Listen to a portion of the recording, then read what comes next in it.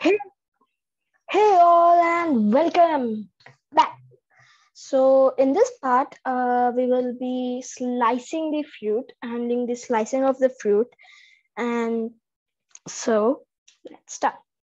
First of all, we will need to add when I start as a clone. So, that will be in our control blocks.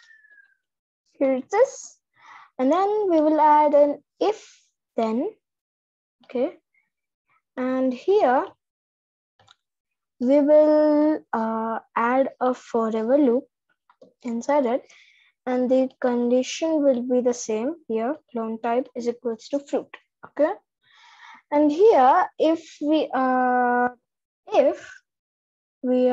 touching our mouse pointer,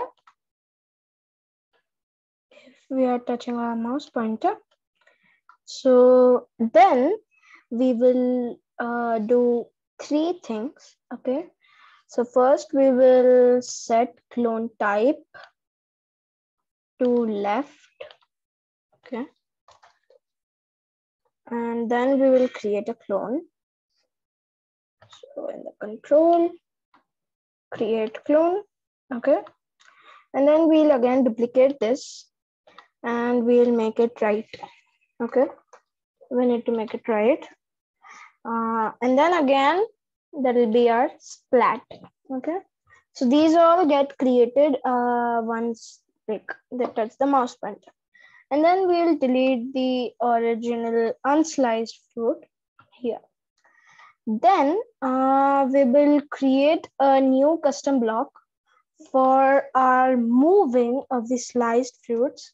So it'll be move sliced fruit, and we'll take an input as XP. Okay, and then that will have the same logic. Okay, but here we will divide by 2.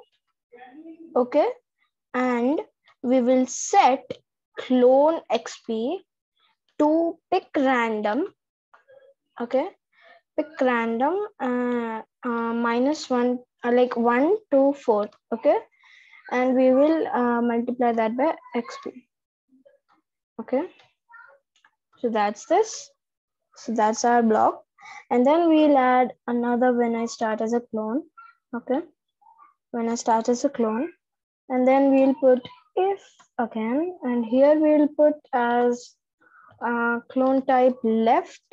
Okay, so if clone type is left, then we'll move our sliced fruit to -1. So this will become -1 to -4.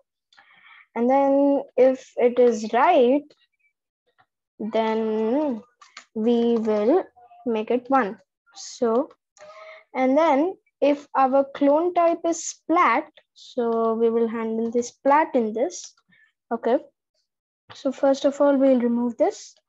And first we will, in the looks category, go to back layer. Okay, so that it doesn't come in front of the sliced. Okay, and then we will set the ghost effect to 10 because we do not want it to like fully visible on the screen. And then after that, we will wait for 3 seconds, almost 3 seconds. And then after that, we will repeat 90 times and change ghost effect by 1. So the reason we are doing in a repeat loop so that it's like smoothly going away from the screen, and that's it. And then we'll delete the clone. Here down, we'll delete this splat. So that's it for this. And then let's check it out. Okay, so works fine. Now we will handle a few things like this coming down, that's a little bit ugly. So that will be easy. And so we will have to add it to all our clones. So when I start as a clone, okay, forever loop, and we will have a if statement. And in there, we will have two conditions. So we'll bring in an and then first of all, we'll get if y position is greater than negative 185 and if clone yv is y position is smaller than 185. So this and clone yv is smaller than 0. So that means it's going down. If it comes up and we delete the clone, so that will be proper. So this is it. And from the motion block, we will get our y position. And then we will delete the clone. All right. So let's check it out. Yep, our logic works. Now for the